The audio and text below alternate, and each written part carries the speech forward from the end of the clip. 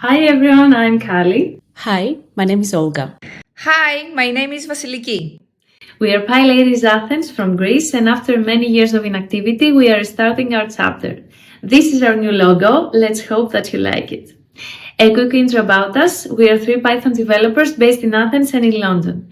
We first met while organizing PyCon Greece, and that's when we decided to bring PyLadies Athens back to life. Our goal is to bring fresh energy and new ideas to the community. We want to create a safe space where everyone, no matter their level, can feel inspired and thrive.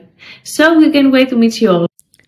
We already started connecting with the Python community at PyCon Greece earlier this year, where we hosted the PyLadies Lunch. Our mission is to promote and inspire a diverse Python community in Athens, Greece. We focus on inclusion, open source, community building, and supporting every level, from total beginners to experienced developers. PyLadies Athens will be present at OpenConf next week. Come and say hi. And our first meetup is happening in December in Athens. It will be cozy and festive.